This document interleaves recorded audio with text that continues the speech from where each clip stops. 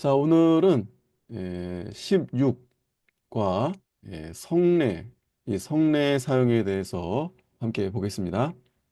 Өнөөдөр 16 дугаар бүлэг шинэ бүлэг рүү орж байгаа шиг байна. Тэгээд ариун ёслолын хэрэглээ гэсэн 아, сэдвээр 16 дугаар бүлгийг 읽сэн. 161문인데요. 이 성례가 어떻게 구원에 유효한 방편이 되는가? Компани бамбаб 네, гэж 예, 예, 그렇게 байна. 하시면 돼요. 예. За 100 асуулт 161 ариун ёслол хэрхэн авралын үр өгөөжтэй арга болдог вэ?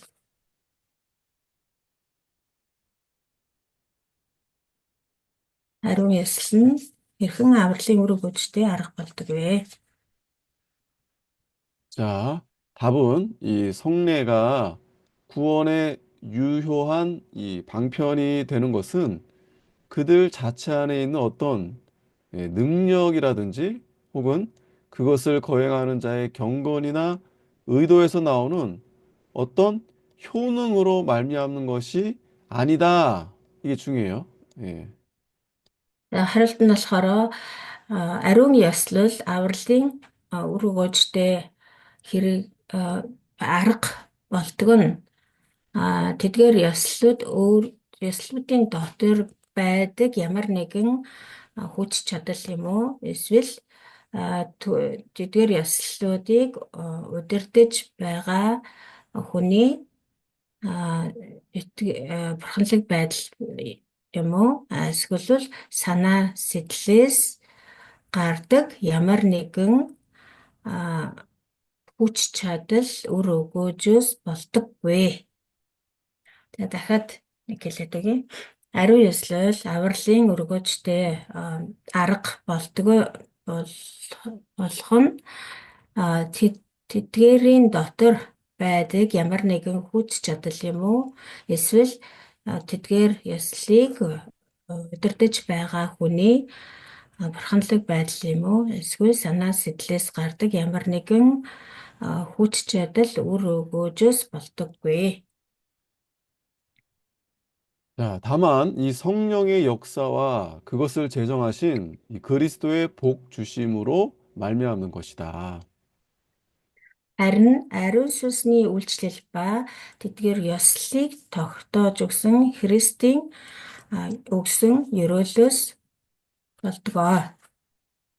Харин ариун сүнсний үйлчлэл ба ажил ба за үйлчлэл ажил аль нь ч болно.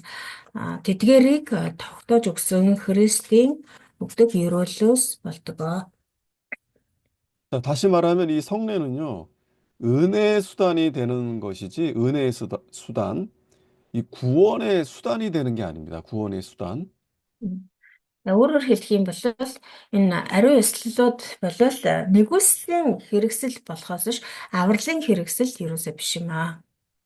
그러니까 성례를 행할 때 어떤 막 능력이 나타난다든지, 아니면 그 성례를 행하는 사람에게서 어떤 뭔가 이렇게 그 사람에게서 어, 그런 능력이 나타나거나 그런 게 아니다라는 거예요. Энэ нь бол ерөөсөө эзэн бурхны өгдөг ерөөл нэгүсэл болохоос биш тэр ариун ёслолуудаас ямар нэгэн одоо авралын хүч чадал ч юм уу дөр өгөөж ашиг тустай байдал гардаггүй гэсэн үг. 다시 말하면 우리가 성례를 행할 때 하나님이 역사해 주시는 것이고 또 그렇게 함으로써 하나님이 우리에게 복을 주신다. 그렇게 이제 말씀을 해 주신 겁니다. Өөрөөр хэлэх юм бол тэр ариун ёслолуудыг үйлдэх үед тэр ариун ёслолоор дамжуулан бурхан бид нарыг өрөөдөг болохоос ш тэр ариун ёслолыг үйлдэснээрээ бид нар аврагддаг гэсэн үг биш ээ. 자, 여기 성경 관련 부분 보면은 베드로전서 3장 21절, 또 사도행전 8장 13절, 또 사도행전 8장 23절, 고린도전서 3장 6절, 7절, 또 12절, 13절에 보면 12장 13절, 성례는 그것을 행하는 목사로부터 나오는 그 어떤 능력이나 그 안에 있는 어떤 권세가 아니라 전적으로 성령의 역사와 그리스도의 축복에 달려 있다. Нэгдүгээр Петр 3:21, нэгдүгээр Петр 3:21, Үлс 8:13, 8:23, Үлс 8:13, 23, нэгдүгээр Коринт 3:6-7, нэгдүгээр Коринт 3:6-7, 12:13, 12:13. За эдгээрээс үзэх юм бол аа,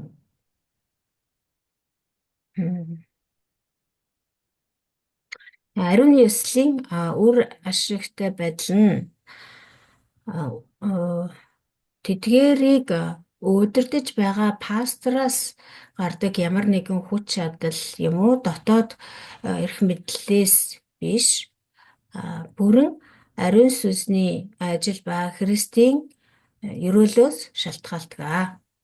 Ариун сүнсний үр хүчтэй байдал нь тэдгээрийг удирдах явуулж байгаа тэр ариуслуудыг гэсэн үг шүү дээ тий. Тэр удирдах байгаа пастраас гардаг ямар нэгэн хүч чадал юм уу дотоод эрх мэдлээс нь бус бүрэн 100% ариун сүнсний ажил ба Христийн ерөөлөөс шалтгаалдаг. 자, 그래서 이 베드로전서 3장 21절에 보면은 이 세례를 받음으로 해서 육체의 더러운 것을 제하여 버림이 아니다라고 했습니다. Тэгээ 1-р Петр 3:21 дээр ишлэгийг харах юм бол 자, 그러니까 우리가 세례는 우리가 믿는 자들에게 그 구원받은 표로서 세례를 이제 받게 됩니다. Үүний тусгал болон баптизм нь Есүс Христийн амьлаар дамжин одоо та нарыг авардаг. Баптизм нь биеийн бузрыг арилгадаг биш, харин Бурханд өргөх сайн мэс чанарын төлөөх гуйлт юм гэж байна. Тэгэхээр баптизм хүртнэ гэдэг нь болохоор бид нэр аврагдсан гэдгийг илэрхийлэл нэгэсэндээ бэлэг тэмдэг болдог. 자, 그래서 우리는 죄 사함이 이 믿음으로 하나님께서 그 사람의 죄를 사해 주시는 것이다. 이것을 우리가 분명히 알고 있어야 됩니다. Тэгэхээр нүглийн уучлалт болвол энэ нүглийн уучлалт буюу аврал болвол энэ ариун ёслолоодаас ирдэггүй тийм үү? Энэ нүглийн уучлалт буюу аврал болвол зөвхөн итгэлээр ирдэг юм а гэдгийг бид нэрээс мартаж болохгүй. 자, 그리고 나서 내가 하나님의 자녀가 되었으니 하나님께서 그 표로 이제 세례를 받게 하신 겁니다. Ингэж нүглийн уучлалыг эхлээд хүртээд аврагдаад тэгсний дараа би авралыг олсон, би Бурхны хүүхэд болсон гэдгийг илэрхийлэл болгож бид нар өөрсдийн хүслээр баптизм хүртдэг. 자, 구약의 이스라엘 백성들이 할례 받는 것도 같은 의미예요. Хуучин гэрээний үед Израильчууд хоцлол хийлэгдэг байсан тийм ээ. Тэгээ энэ нь ч гэсэн яг адилхан. 다시 말하면 내가 믿음이 없는데도 세례를 받으면 우리가 죄사함 받고 구원을 얻게 되는 것이 아니다라는 것입니다. Өөрөөр хэлэх юм бол одоо дарааллын хувьд бол маш чухал байх нь тийм ээ. Би одоо итгэгч биш хэрнээ Есүс Христэд итгээгүй хэрнээ, Бурханд итгээгүй хэрнээ эхлээд хоцлол хийлгэх юм уу? Эсвэл эхлээд усан баптизм хийлгэнэ гэж байхгүй. Тэгээд тэгж хийлгсэн байх юм бол тэр нь хүчингүй. 자, 그러나 우리는 이 세례를 받음으로써 우리가 하나님 앞에 더 가까이 나아가게 되는 거죠. Тэгэхээр бид нэр одоо эхлээд аврагдаад гэм нүглийн уучлалыг хүртснийхээ дараа ингэж баптизм хүртэж өөрийнхөө аврагдсан гэдгийг илэрхийлнэ гэдэг нь эзэн бурхандаа илүү ойртож очиж байгаа хэрэг юм аа. 자, 그런데 이 로마 카톨릭은 이 성례에 대해서 어, 잘못 가르치고 있습니다. За надад болохоор тайлбар хэсэг рүү орж байна. За ариун ёслолын хэрэглээний талаар Ромын католик чуулган юу гэж заадаг вэ? 자, 그러니까 이들은 성례를 통해서 그들이 이 구원을 얻게 된다. 이제 이렇게 가르치고 있는 거죠. Ромын католикчууд болохоор ариун ёслуудаар дамжуулан хүмүүс аврагддаг гэж зааж сургадаг. 우리는 이 믿음의 고백이 중요한데 그들은 그 믿음의 고백보다도 반드시 그 성례를 받아야 된다라고 말하고 있는 것입니다. За, бидний хувьд болохоор итгэлийн тунхаг маш чухал тийм ээ. Харин тэдний хувьд болохоор энэ ариун ёслол илүү чухал. Тэр ариун ёслоор дамжуулж аврагддаг гэж үздэг. 그리고 그러한 은혜가 이 성례를 베푸는 자를 통해서 그렇게 나타난다라고 가르치고 있는 것입니다. 그러한 뭐가? 그러니까 그런 그 은혜가 하나님이 아, 주신 그 은혜가 그 네. 성례를 주는 그러한 사람을 통해서 나타난다 네, 이렇게 네. 가르치고 있습니다. Тэгээд тэр одоо ивэл нэгүсэл гэдэг зүйл бол тэр ариун ёслыг удирдан явуулж байгаа хүн буюу одоо тэр пастораас ч юм уу тэр хүнээс удирдах байгаа хүнээс нь гардгаа гэж үздэг. 자, 그런데 우리는 정확하게 그 성례 그 자체는 아무 능력이 없는 것입니다. Харин бидний хувьд бол яг зөв ойлголт бол юу гэхээр тэр ариун ёслол бол өөрөө ямар ч тийм хүч чадалгүй юм аа. 자, 그래서 로마 카톨릭이 그 말하는 것은 잘못됐다. 이제 우리가 그렇게 알고 있어야 됩니다. Тийм учраас тэр ариун биш Ромын католикчуудын зааж сургаж номлож байгаа тэр ариун ёслолын тухай сургаал бол буруу юм а гэдгийг бид нар маш сайн мэдчих хэрэгтэй. 자, 사도행전 8장 13절에 보면은요. 사도행전 8장 13절. Үлс 8-ын 13 дугаар эшлэг харъя. 자, 여기 사도행전 8장 13절에 보면은 여기에 세례를 받은 후에 전심으로 빌립을 따라다니며 그 나타나는 표적과 큰 능력을 보고 놀라였다라고 했습니다. За, энд Симонч бас итгэсэн бөгөөд баптизм хүртээд Филиппийг дагах болж гайхамшиг болон тэмдгүүд үлдэгдэхийг хараад гайхаж уцурдаг байв гэсэн байна. 자, 여기 이 시몬이라는 사람이 이제 마술사거든요. 이 사람이 이 세례를 받았어요. За, Симон гэдэг хүн байсан. Тэгээд энэ хүн болохоор элбчин байсан. Тэгээд элбчин байж байгаад баптизм хүртсэн байна. 자, 그런데 이 시몬은 세례를 받았지만 그러나 예수님을 어, 잘 알지 못했습니다. 그러니까 예수님을 믿지 않았던 거예요. Энэ Симон гэдэг хүн баптизм хүртсэн боловч Иесусыг сайн мэддэггүй байсан. 그러면 그가 왜 세례를 받았는가 하면은 그 표적과 그 능력을 보고서 이제 따라가서 이 세례를 받게 된 겁니다. 목사님, 죄송한데요. 네, 몽골 성경에는 시몬도 믿었으며, 네. 어, 그, 먼저 믿었다는 말이 있거든요. 그래, 믿었어요, 믿었어요. 예. 시몬도, 맞아요. 그러니까 여기서 믿었다고는 했는데 음, 이 믿음이 음, 예수님을 하나님의 아들로 믿은 게 아니고 음, 이 시몬이 믿은 건 뭐냐면은 그 예수님을 통해서 나타난 그 표적, 그 능력, 예, 음, 그것만 보고서 예수님을 믿게 된 거예요. 음. 그러니까 이 믿음이 그러니까 우리가 믿는 그런 믿음이 아니다라는 거예요. 음. За, энд болохоор пастор болохоор сая тайлбарлахдаа Симон болохоор тэгээ баптизм хүртээ тэгээд Филиппийг дагаж түүний үйлсэн гайхамшиг тэмдгүүдийг хараад гайхдаг байсан гэж. Тэгсэн тэгээд яг хөө Монгол Библиэлд орчуулахдаа итгэсэн бөгөөд баптизм хүртсэн гэж одоо байгаа. Тэгэхээр эхлээд итгэл байх ёстой. Дараа нь тэгээд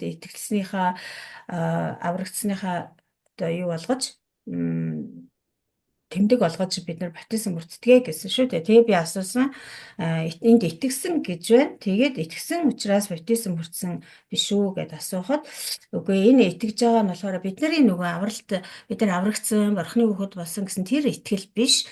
Зүгээр одоо тэр гайхамшиг тэмдгүүдийг хараад итгэсэн тийм итгэл юм аа. Тэрнээс ш авралын итгэл биш ээ гэж тайлбарлаж байна.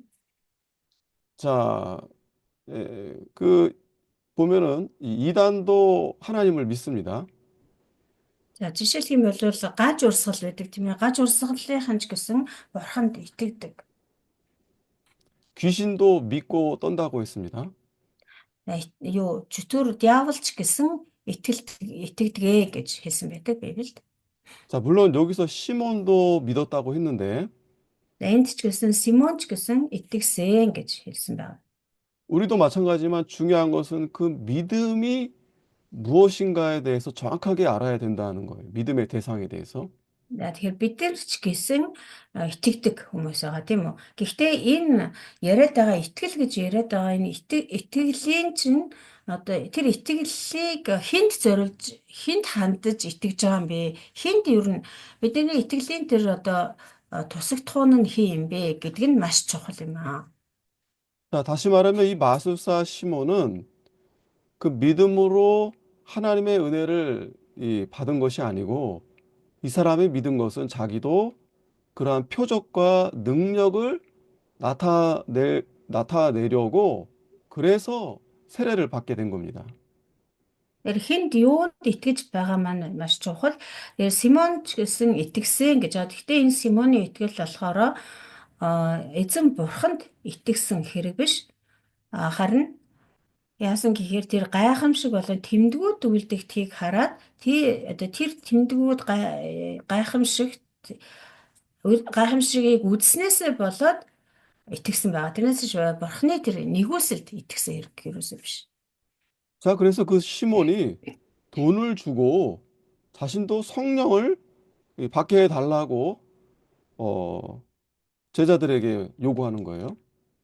Тийм ч учраас Симон яасан бэ гэхээр одоо тэр элч нарын үлдэж байгаа тэр хүч чадал тий гайхамшиг болон тэмдгүүдийг үлдэж байгаа хүч чадлыг өөрөө ч гэсэн үлдэхийн тулд мөнгөөр худалдаж авъя гэсэн байна. 왜냐면 제자들이 이렇게 기도하면 표적도 나타나고 또 능력도 나타나게 되는데 그것이 이 시몬의 생각은 자기도 그 성령을 받으면 표적도 행하고 능력도 할 수 있다. 그렇게 생각해서 돈을 줄 테니 자기에게 안수해서 성령을 얻게 해달라. 그렇게 이제 말한 것이죠. Тэгээ Симон болохоор тэр элч нарын явсан газар болгон тэдний одоо гар тавин залбирах төдийд ариун сүнс өгөгдөж тэгээд тэнд гайхамшиг тэмдгүүд үлдээж байгааг хараад энэ элч нарт байгаа тэр хүч чадлыг мөнгөөр худалдаж аваад өөрөө ч гэсэн бас тийм ажлыг одоо гар тавимаг зөвхөө тэр гайхамшиг үлдэгддэг тийм болгож өгөөч гэж гуйсан. 그래서 베드로가 이 시몬을 책망합니다. 회개하라고. Тийм учраас Петр тэр Симоныг зэмлсэн байгаа. Чи гимших ёстой гэж. 그리고 주께 기도하라고 합니다. Тэгээд бурханд эзэнт хамт залбир гэсэн. 자, 그러니까 이 성령 그 자체로 어떤 능력이 있는 게 아니다라고 우리가 분명히 알아야 됩니다. Өмнө жач. 성례, 죄송해요. 아. 성례 자체가. За тэгэхээр бид нар одоо маш тодорхой ойлгож мэдэж авах ёстой зүйл бол тэр ариун ёслол гэдэг зүйл өөрөө ямар ч хүч чадалгүй гэдгийг бид нар маш сайн ойлгох хэрэгтэй. 물론 우리가 이제 교회에서 이 성례는 이 성찬 예식과 그리고 세례 이것이 이제 성례에 해당되죠. Тэгэхээр ариун ёслолууд гэдэгт бол хоёрхан зүйл орж байгаа тийм нэг нь болохоор эзний зов буюу ариун зог нөгөөх нь болохоор усан баптизм. 그것이 뭐 아무것도 아니다라고 말씀드리는 게 아닙니다. Тэгээ энэ ариун ёслолд ямар ч хүч чадал байхгүй гэж хэлдэг нь болохоор энэ хоёр л юу ч биш юм аа гэж үл томсорлож байгаа хэрэг биш. 우리가 그 성찬 예식이나 세례를 받을 때 하나님이 주시는 영적인 유익이 분명히 있습니다. Тэгээ ариун ёслыг үлдээж эзний зоогийг барих юм альсгүй бол усан баптизм хүртэх үед тэр ёслоор дамжуулан бурханаас бидэнд өгдөг ерөөл ивэл бол гарцаагүй байдаг аа. 그런데 믿음이 없이 우리가 하나님 말씀을 바로 알지 않은 가운데서 그런 어떤 성례를 마치 하나님께서 그 가운데서 뭔가 능력이 나타날 거다라고 생각하는 것은 잘못이다라는 것입니다. Харин итгэлгүйгээр а өөр одоо санаа зорилгоор тийм ээ энэ ариун ёслыг үйлдэх юм бол тэгээ энэ ариун ёслоор дамжуулж бурхан надад ямар нэгэн хүч чадал юм уу эсвэл гайхамшиг тэмдгийг өгөх болно эсвэл хүч чадлыг өгөх болно гэсэн одоо тийм итгэл бол буруу юм аа. 우리는 이 성례가 하나님께서 말씀을 통해서 우리에게 행하라 했기 때문에 그 말씀을 순종할 때 하나님께서 역사하셔서 우리에게 은혜를 베풀어 주시는 겁니다. Тэгэхээр энэ ёслолтыг болохоор эзэн өөрөө тогтоож өгсөн гэж байгаа тийм. Тийм учраас тэр тушаалыг нь дуулууртай дагаад эдгээр ёслыг үйлдэх юм бол эзэн бурхан тэр нэгэнд өөрөө энэ ёслыг тогтоож үйлдээ гэж тогтоож өгсөн. Учраас тэр ёслоор дамжуулан бидэнд гарцаагүй эсэмслэг ивэл ерөөлийг өгөх болно. 자, 그래서 우리는 이 성례를 적극적으로 참여하게 되는데, 왜냐하면 그것이 하나님이 우리에게 은혜를 주시는 그러한 일이기 때문에 참여하게 되는 것입니다. Тийм учраас бид нэр ариун ёслолд бол идэвхтэй оролцох ёстой. Яагад гэвэл энэ ариун ёслолоор дамжуулан бурхан бидэнд гарцаагүй ивэл нэгүслээ өгөх учраас бурханы ивэл нэгүслийн ажил байдаг учраас 그러니까 그 성례하는 동안 뭔가 하나님의 큰 능력이 나타날 것이다라는 기대를 하는 것이 아니고 우리는 하나님의 말씀을 순종함으로 감사함으로 그렇게 기쁨으로 그 성례에 우리는 참여하게 되는 것입니다. тэгээ оролцохтой болохоор бидний зөв сэтгэлийн хандлага ямар байх ёстой вэ гэхээр а, тэр ариуслыг үйлдэж байх зур бурхан маш гайхалтай ер бусын ажил хийн, ерөөсийн гайхамшиг тэмдгийг үзүүлнэ гэсэн тийм найдвар хүсэлтэд оролцох биш харин энэ ариун ёслолд оролцох боломжийг бидэнд өгсөн тэр бурхандаа талархаж бурханаас айж эмээх зүрх сэтгэлээр баяр хөөртэйгээр оролцох ёстой юм аа. 자, 그래서 162문에 이 성례란 무엇인가? 162 дугаар асуулт ариун ёслол гэж юу вэ? Түрүүний асуулт дээр нөгөө би үр ашигтай байдал гэж орчуулад байсан тэрийг болохоор зүгээр хэрэглээ гэд юу засчаараа та нар ариун 자, ёслыг хэрэглээ. 이 성례는 자, 이 성례는 이 그리스도께서 자기 교회 안에 제정하신 거룩한 규례입니다. 160 дугаараас 62 дугаар асуулт маань болохоор ариун ёслол гэж юу вэ гэсэн асуулт энэ. За хариулт нь болохоор ариун ёслол бол Христ өөрийнхөө чуулган дотор тогтоож өгсөн ариун журам ариун тогтоол юм аа. 자, 그래서 이 규례는 은혜의 언약 안에 있는 자들에게 이 주의 중보의 혜택을 표시하시고 또 인치시고 나타내시기 위한 것입니다. За энэ тогтоол нь болохоор тэр нэгүслийн гэрээн дотор байдаг хүмүүст эзний зуучлалын ивэл ерөөлийг илэрхийлж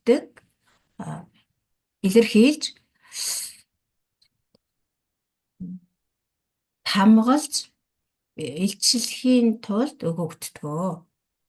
Энэ тогтоол нь Нэгүслийн гэрээнд дотор байдаг хүмүүст эзний зуучлалын ивэл нэгүслийг илэрхийлж, таамагалж, илчлэхийн тулд өгөгддөг.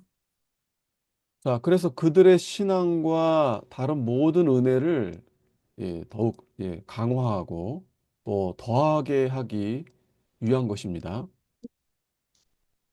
Тэгээд тэр нь болохоор тэгснээр тэдний итгэл ба бусад нэгүслийг бэхжүүлж нэмэгдүүлэхийн тулд юм аа.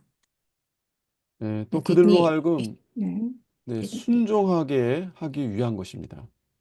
за мөн тэдийг дуулууртай дагуулдаг болгохын тулд юм аа. 자, 그래서 우리가 이 성례에 참여하게 되면 우리 믿음이 더 자라나게 되고 또 하나님의 말씀을 더 기쁨으로 순종할 수 있는 그런 계기가 되게 되는 것입니다. За тэгэхээр бид нэр энэ бүхнээс харахад энэ ариун эсэлд оролцсноороо бидний итгэл улам өсдөг байх нь мөн эзэн бурхны үгийг илүү дуулууртай дагдаг болдго юм байна. 자, 그리고 이 부분은 이제 하나님과 우리에 대한 관계인데 또 더 나아가서 이 세례를 받는 성도들 간의 사랑과 또 교통을 증거하고 또 소중히 하게 되고 또 그들을 은혜, 언약 밖에 있는 자들과 구별하기 위한 것이다. За энэ одоо ариун эсэл нь болохоор зөвхөн бурхан ба миний хооронд ингээд холбоо тогтоож өгөөд зогсохгүй тэр баптизм хүртсэн итгэгчдийн хооронд бас би энийгээ хайрлах болон нөхөрлөх, би энийгээ эрхэмлэн хүндэтгэх тэгээд бас баптизм хүртээгүй тэр нэгүслийн гадна байгаа хүмүүсээс ялгаж өгөх зорилготой юм аа. 자, 그래서 우리가 이 성찬식은 세례 받는 자들만 참여할 수 있는 거죠. Тийм учраас ариун зоог буюу эзний зоогонд болохоор зөвхөн энэ баптизмыг хүртсэн, баптизм хүртсэн хүмүүс л оролцох хэрэгтэй.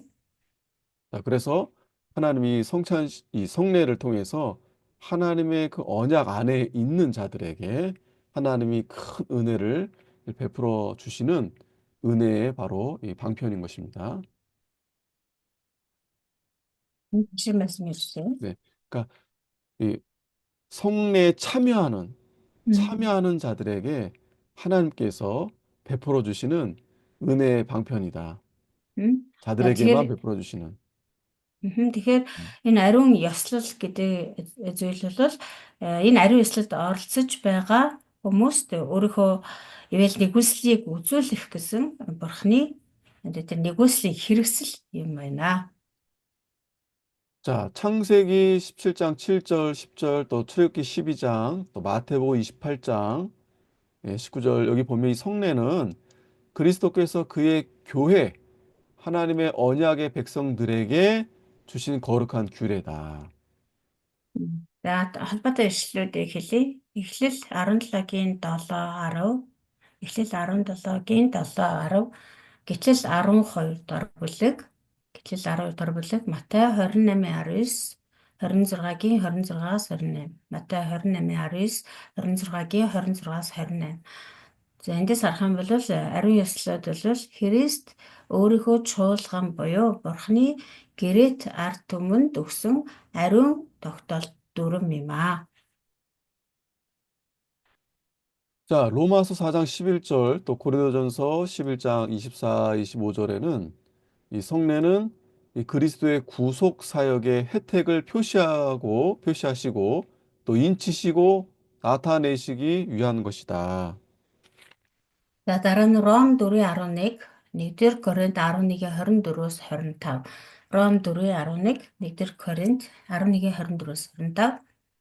Ариун ёслол бол Христийн золилтын үйл ажлын ивэл ерөөлийг илэрхийлж, таамагалж, илчлэхийн тулд байдаг. Христийн залилтын ажлын ивэл өрөөлийг илэрхийлж камгаалж илчлэхийн тулд байдаг. 자, 로마서 15장 8절 또 출애굽기 12장 48절에는 이 성례는 세상을 위한 것이 아니고 은혜 언약 안에 있는 자들을 위한 것이다. Цааш нь Ром 15:8 гэтлэл 12:48.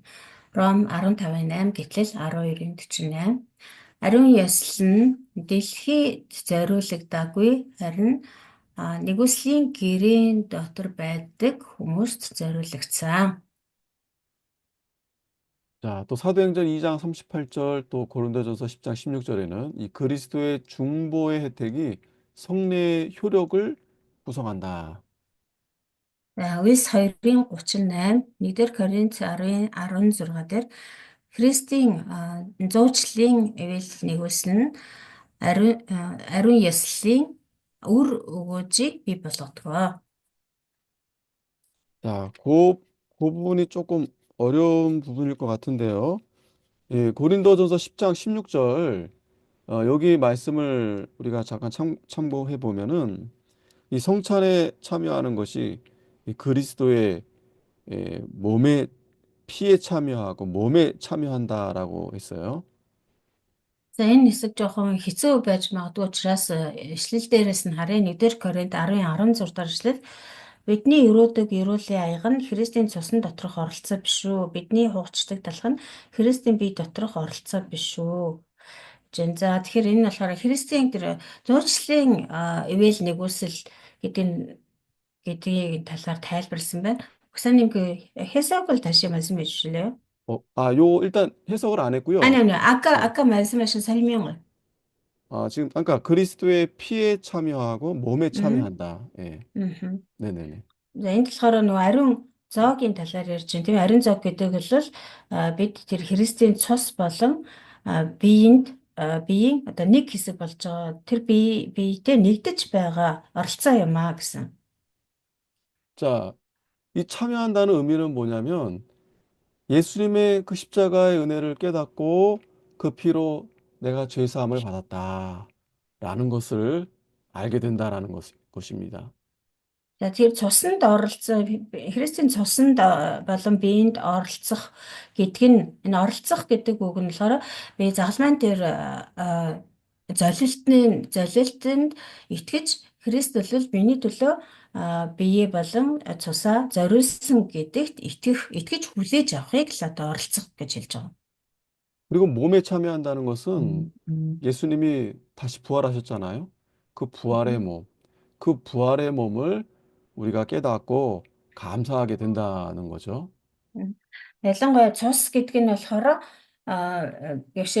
бие гэдэг нь болохоор Христийн тэр амьллын биеийг хэлж байгаа. Тэгээд Христ амьлсан шиг бид нар ч гэсэн түүнтэй хамт амьлж түүнтэй адилхан амьлсан биетэй болно гэдгийг итгэлээр хүлээн авахыг бие доторх оролцоо гэж хэлж байна. 그래서 이 성찬식을 행함으로 해서 예수님의 십자가와 예수님의 부활이 확실히 믿어지고 또 그것을 더욱 바라보게 된다는 것입니다. Тэр нэг ёсондоо бид нар энэ ариун зоогийг барьснаар Есүс Христийн загалмай болон амьлалд улам багт итгэнэ гэсэн үг. 자, 그런데 이 카톨릭에서는요, 그 성찬 할 때 그 떡을 먹고 그 피를 마시면 그 예수님이 그 떡, 실제 떡이 되고 실제 피가 돼서 그것을 먹는다라고 그렇게 가르치고 있어요. Бидний хувьд бол ариун зоог гэдэг бол ийм утга учиртай байх нь харин католикчууд юу гэж зааж сургадаг вэ гэхээр тэр ариун зоог барьж тэр талхыг идэж тэр дарсыг уух юм бол тэр талх нь яг ингээд бид нар идэх мөчөд яг Христийн тэр бие буюу мах болдог. Тэр дарсыг уумгц тэр дарс нь Есүсийн Христийн цус болж хувирдаг. Тэгээд тэгснээрээ бид нар жинхнээсээ Есүс Христийн махыг идэж цусыг ууж байгаа хэрэгэ гэж ингэж зааж номлодог байна. 그럼 만약에 그 떡이 정말 예수님의 그 생명이 돼서 만약에 그 떡을 예, 예를 들어서 이제 뭐 쥐가 먹는다, 뭐 강아지가 먹는다. 그러면 어떻게 될까요? 걔네들이? За хэрвээ тэдний католикчуудын зааж сургаснаар үнэхээр одоо тэр ариун зоогоор идэж ууж байгаа талах дарс нь Есүс Христийн бие цус муу юм бол тэр талах тэр дарснаас хэрвээ одоо нохоо ч юм уу муур ч юм уу одоо ямар нэг амьтан идчих юм бол юу болох вэ? 예, 그래서 실제로 여러분 그 예수님 이렇게 빵을 이렇게 나눴잖아요. 근데 이제 정말 그 빵이 예수님의 실제 몸이다라고 한다면 그 빵가루가 이렇게 그 빵을 뜯다가 빵가루가 떨어졌어요. 그러면 그 떨어진 그 빵가루를 쥐가 먹게 되잖아요. 그러면 어떻게 되는 거예요? 사람도 먹어서 생명을 얻고 쥐도 먹고 생명을 얻게 되는 겁니까? Тэгэхээр нөгөө Есүсийн бидний одоо итгэл үнэмшлэр бол тэр Есүсийн а, ариун зоогийг идэж тэ Есүсийн тэр мах э, цуснд бид нар оролцсноороо тэр шинэ амийг ингээд хүлээж авч тэ амийн итгэл улам ингээд бэхжтгээ гэж байгаа тийм ээ. Гэтэл нөгөө католикчуудын ярьдгаар Есүс жишээлбэл одоо Есүс яг тэр хамгийн сүүлийн оройн зоог барихдаа өөрөө ингээд талхаа хуваагаад шав нартаа ингээд хувааж өгсөн байгаа шүү дээ. Тэгвэл тэр талхнаас мэдээж үүрмэг уннаад газарт те. Тэгвэл тэр унсан үүрмгийг нь одоо тэр үр гүйжсэн одоо юу хулгамт ч юм уу те хулган огтон хулган гэх мэт амтэн ингээд түүж идэх боломжтой шүү дээ. Тэгвэл тэр тэгснээр тэр хулган ногтон ч юм уу эсвэл нохоо муур гэх мэт амтэн тэр үүрмгийг одоо түүж олж идснээрээ бидэртэй адилхан Христ амьтай болж байгаа хэрэг үү? 자, 그래서 여러분 그 카톨릭에서 그 빵가루가 떨어지니까 예, 그러지 않게 그렇게 여러분 그 이렇게 만든 거 있죠. 이렇게 조그맣게 이렇게 예, 이유가 거기 있는 겁니다. Тийм учраас одоо ингээд өөрөө дунцахнаа. Аюу католикчууд болохоор үнэхээр тэгж итгээд идэг учраас одоо энэ талхыг өөрүүлж газар хунгааж болохгүй тэгвэл одоо амтэн тэр хулган зором олоод ид чинь тэгэх юм бол бидэртэй адилхан одоо Христийн амийг хуваалцагч болчихно тэгээд яадаг вэ гэхээр тэр талхаа ингээд одоо тийм үүрдэг талхаш нэг нэмхээ ингээд шууд ингээд аманд оронгод хайлдаг тийм үүрдэггүй тэгээд жижигхэн юм нэмгэн хавтгай тийм талхыг тэрүүгээр ингэж орлуулж хийдэг байгаа. Нэг нэмхээ нэг харс шиг юм юу байдаг. Нэг чипс шиг юм байдгийг. 자, 그러니까 Тийм маягаар одоо 음, үйлдвэрлэдэг болсон. 그 빵과 그 잔은 그 잔은 빵과 그 포도주는 실체가 아니다라는 거예요. 실체. 예수님의 피와 몸의 실제가 아니다라는 거예요. Эндээс харахад бол ер нь одоо бидний тэр ариун зоог барихтаа ашигладаг тэр таалах болон дарс бол яг жинхэнэ бодтой Есүсийн бие, Есүсийн цус ерөөсөө биш юм аа. 그러한 그 예식을 우리가 함으로써 예수님의 십자가를 더 깊이 우리가 바라보고 예수님의 부활을 우리가 믿음으로 바라보게 되는 것입니다. Гэхдээ бид нар тийм ёслыг үйлдэж байгаа нь ямар учиртай гэхээр тэр ёслыг үйлдэснээрээ бид нар Христийн загалмайг илүү одоо ширтэн харж итгэж найддаг болно. Христийн амьлалд илүү найдлага тавьж тэр амьлын төлөө урагшилж чаддаг болох юм аа. 자, 로마서 4장 11절, 갈라디아서 3장 27절에도 이 성례는 신자의 믿음과 또 다른 모든 은혜를 강화한다. 은혜를 더 많이 받게 한다. За дараа нь Ром 4:11 Галаат 3:27 Ром 4:11 Галаат 3:27 За эндээс харах юм бол ариун ясал нь эдээштийн итгэл ба бусад бүх ивэл нэгүүлслүүдийг бэхжүүлж өгдөг. 로마서 6장 3절 4절 또 고린도전서 10장 21절에 이 성례에 참석하겠다는 것은 이 그리스도에게 순종하겠다 이러한 이 서약의 표시입니다. За дараа нь Ром 6-гийн 3-аас 4, 1-р Коринт 10-ийн 21. Ром 6-гийн 3-аас 4, 1-р Коринт 10-ийн 21. Ариун эслэлд оролцсноо гэдэг нь Христэд дуулууртай байгаа амлаж буй илчлэл юм аа. Амлаж буй тэмдэг юм аа. Ариун эслэлд оролцсноо гэдэг нь Христэд дуулууртай байгаа амлаж буй тэмдэг юм аа. 자, 그래서 우리가 예수님의 그 죽으심을 우리가 기억하면서 예수님이 내 죄 때문에 십자가에 달려 죽으셨다. 나도 예수님처럼 그 길을 따라가야 되겠다. 이렇게 약속을 하는 거죠. Тэгэхээр бид нар одоо эзний зоогийг барих юм уу эсвэл баптизм хүртэж байгаагаараа болвол би Иесус Христ бол миний төлөө нас барсан загалмай гүйрсэн тийм болохоор би Христийг цаашдаа бүх амьдралаараа дуулууртаа дагахлаа гэдгээ амлаж байгаагаа илэрхийлж буй үйл явдал юм.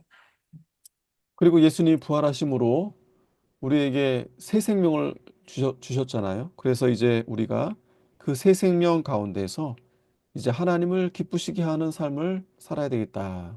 이렇게 믿음으로 고백하는 것입니다. Мөн Иесус Христ өвчлөөс эргэж амьдснараа бидэрт шинэ амийг өгсөн. Тийм учраас бид нар одоо энэ шинэ амаараа бидийг тэр гэм нүглээс цэвэрлэж өвчлөөс аварсан эзэн бурхныг Иесус Христийг насан туршдаа дагаж амьдрах болно гэдгээ илэрхийлж байгаа хэрэг юм аа. 자, 그래서 우리는 이 믿음의 고백을 함으로 해서 세례를 다 우리는 받은 것입니다. Бид нэр яг л ийм итгэлээ илэрхийлж түүнийхээ тэмдэг болгож усан баптизм хүртдэг. 에베소서 4장 2절에서 5절, 고린도전서 12장 13절에 이 성례는 그리스도인들 간의 연합의 끈이다.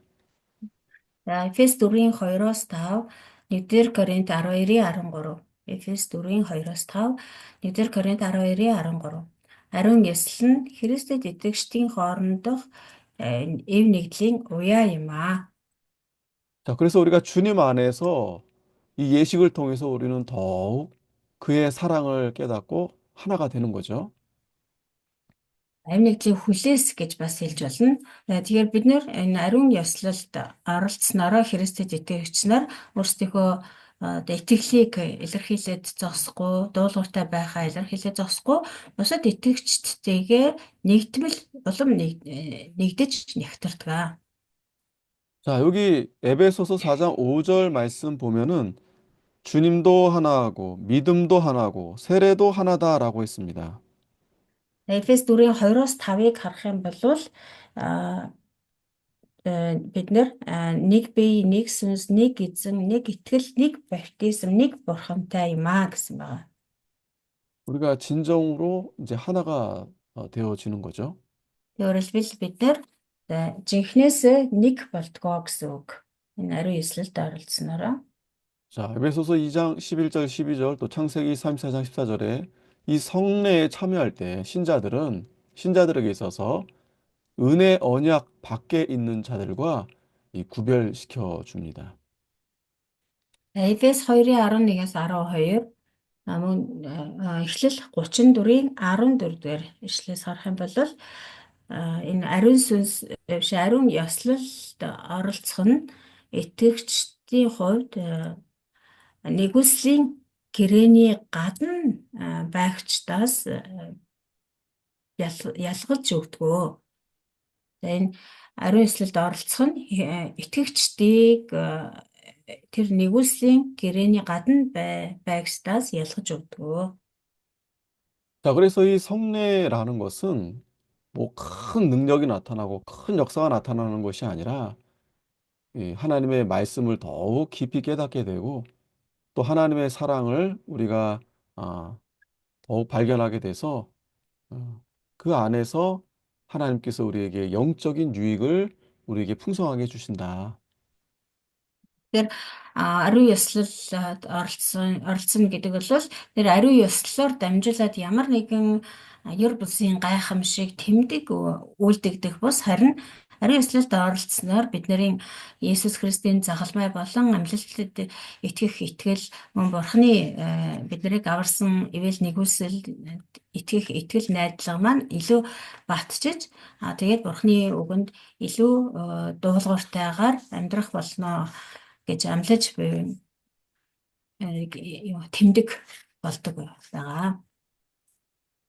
그래서 우리는 이 성찬식을 기념하는 겁니다. 기념. Тийм учраас бид нар энэ эзний зоогийг бол дурсаж үлддэг байгаа тийм ээ. 앞에서도 그 카톨릭에서 가리키는 그러한 것을 우리가 잘 분별해야 됩니다. Бид нэр эзнийг дурсгал болгож эзний зоогийг барьдаг. Тэгээ мөн бид нэр сая ярьсан тэр католикчууд энэ ариун зоог болон ариун ёслолыг маш буруугаар тайлбарладаг гэсэн энэ тухай бас мартаж болохгүй. 자, 우리 이제 요 해설 여기 이 부분 참 중요한데 한번 같이 보겠습니다. 해설을. За тайлбар хэсэг чухал учраас тайлбар хэсгийг нэрлжилж 자, харцгаая. 소율이 문답은 성례를 어떻게 정의하는가? За тайлбарын асуулт нь болохоор бага катехизм нь ариун ёслолыг юу гэж тодорхойлдог вэ? 자, Дэлгэрэнгүй 성례, катехизм за товч катехизм шүү. Би бага гэж хэлчихлээ. 자, 성례란 가시적인 표식과 그리스도와 새 언약의 혜택들이 제시되어 있는 것으로서 그리스도에 의해 제정되어 신자에게 인치고 적용하는 거룩한 규례이다. 이렇게 정의합니다. За товч катехизмд болохоор ариун ёслыг юу гэж тодорхойлдог вэ гэсэн асуулт байгаа тийм. За нэлээ урт учруулсныг. Ариун ёслол гэдэг нь нүдэнд үзэгддэг тэмдэг бөгөөд Христ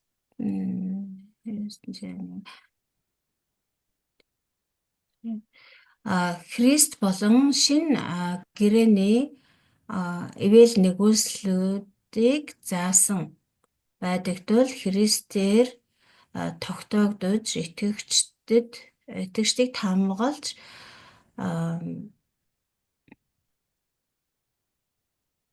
итгэгчдийн амьдралд хэрэгждэг ариун дүрм юм аа. Тавч катехизмын 92 дугаар асуултанд ингэж хариулсан мэт юм байна. 자, 여기 소율의 문답은 그러니까 간략하게 그렇게 이제 정리해 놓은 거예요. За тавч катехизм гэдэг нь болохоор энэ дэлгэрэнгүй катехизмаа илүү товчилж хураангуулсан хэлбэр нь.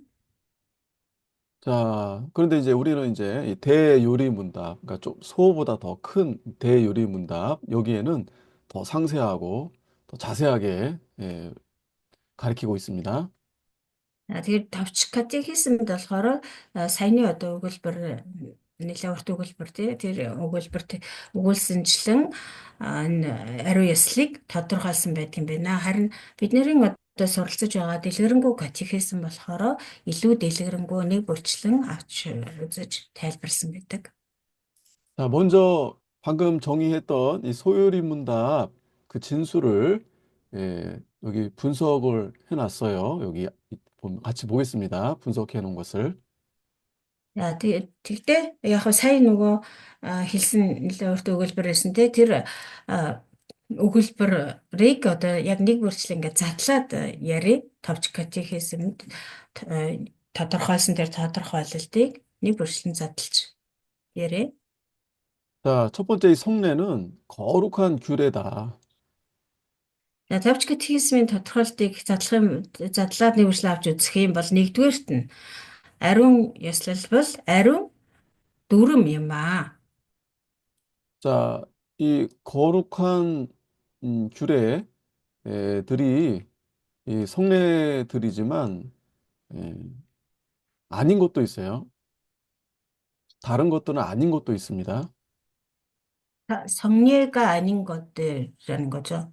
음, 거룩한 규례들이 있는데 그 안에 네. 성례가 그렇죠, 그렇죠. 아닌 예, 예. 것들이 있다는 네네, 거죠. 네, 네. 성례도 있고 성례 외에도 그러니까 거룩한 규례가 있는데, 음, 그게 이제 다 그러니까 성례가 아닌 것들도 있다는 거죠. 거룩한 규례들 중에서. 음.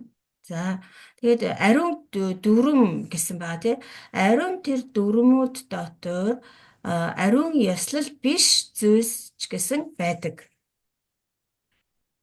자, 그러나 모든 성례는 거룩한 규례다. М. Гэвч бүх ариун ёслол нь өөрөө ариун дүрм юм аа.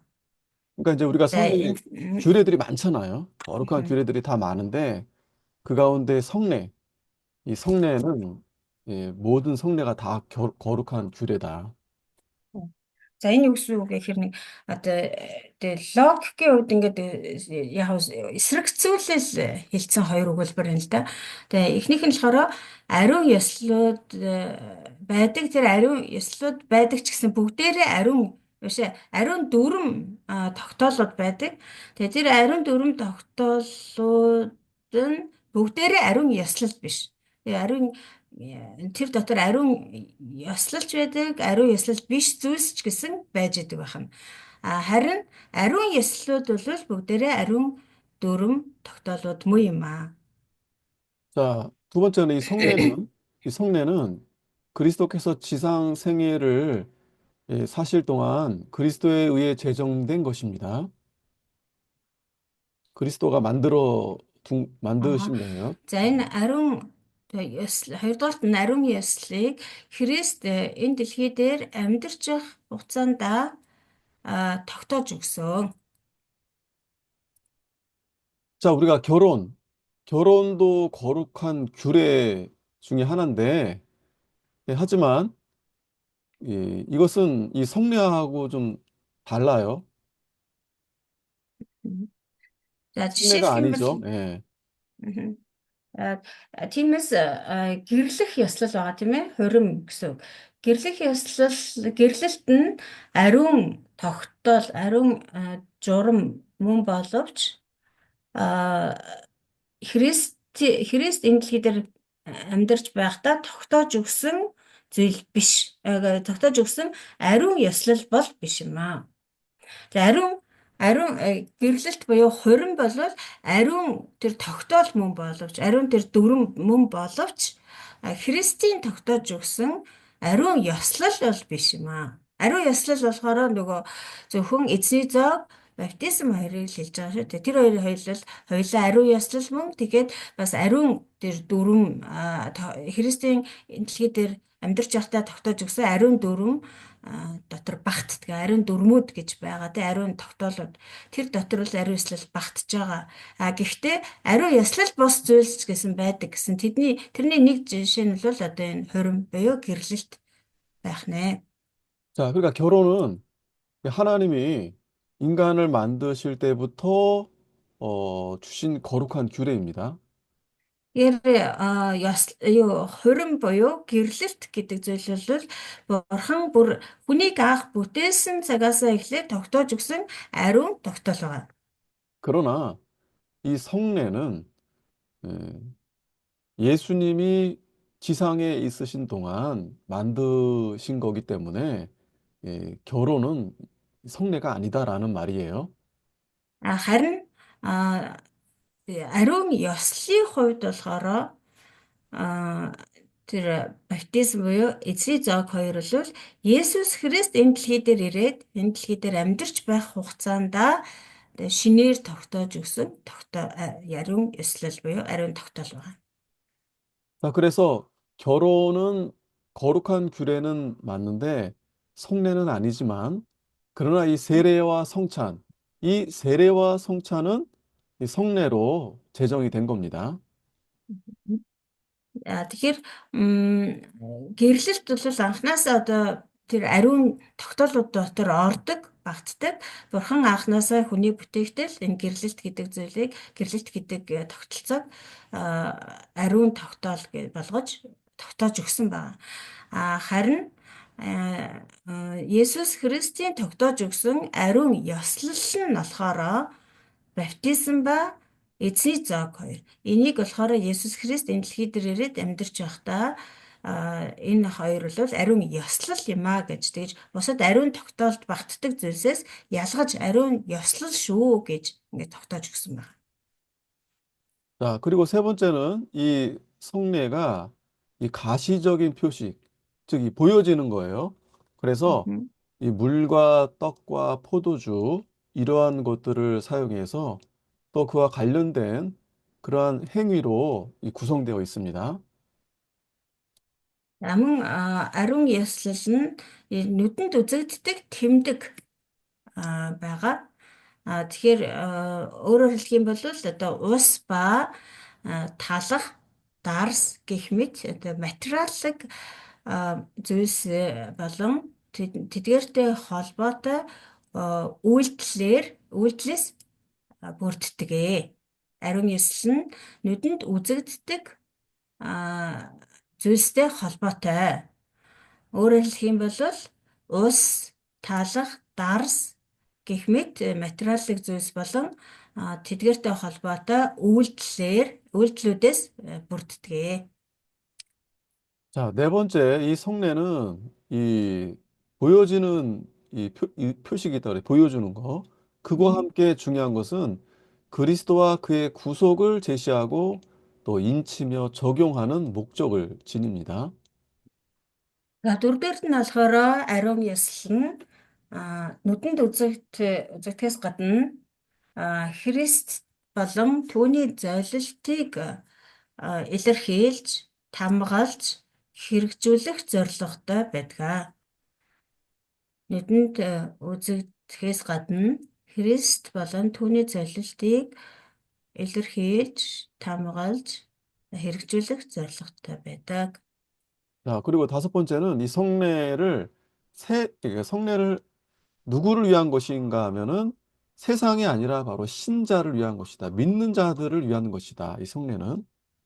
За тавдугаарт нь болохоор ариун ёслол нь энэ дэлхийд зориулагдсан биш. Одоо энэ ертөнцийн энэ дэлхийд зориулагдсан биш, итгэгчдэд зориулагдсан. 자, 그러면 이 성례의 원어의 뜻은 무엇인가? 원어. Хоёрдугаарт нь тэгээд бид нөгөө тайлбар хийсэг тайлбар яваад байгаа тий. Тэгээд тайлбарын нэгдүгээр асуулт нь болохоор товч катехизмд энэ ариуслыг юу гэж тодорхойлсон байт юм бэ гэсэн. Тэгээд тэр дотроо одоо саяны одоо 5 зүйл болгож бид нар юу зарлж үзсэн. Одоо хоёрдугаар асуулт нь болохоор ариун ёслолын одоо эхлэлний утга нь юу вэ? 자, 이 성례라는 단어는 성경에 나타나 있지는 않습니다. Ариун ёслол гэдэг үг өөрөө Библиэд гардаггүй. 자, 이 단어는 이 보증, 또 서약, 특별히 전쟁에서 동맹을 의미하는 이 세크라멘툼이라는 라틴어에서 나왔습니다. За тэгээ үгийн одоо үндэс гарал үүслийг нь харах юм бол ямар нэгэн баталгаа, амлалт, ялангуяа дайн дажинд одоо холбоотон болох гэсэн утгыг илэрхийлдэг sacramentum гэдэг латин үгээс гаралтай. 자, 이 초대교회 시대에 이 세크라멘툼이라는 이 라틴어가 이 신비를 의미하는 이 미스테리온이라는 헬라어를 번역하기 위해서 사용되었습니다. Анхны чуулганы үед болохоор энэ sacramentum гэдэг латин үг нь юр булсын нууцлаг гэсэн утгыг илэрхийлдэг mysterion гэдэг хэмээх грек үгийг орчуулахын тулд ашиглагддаг байсан.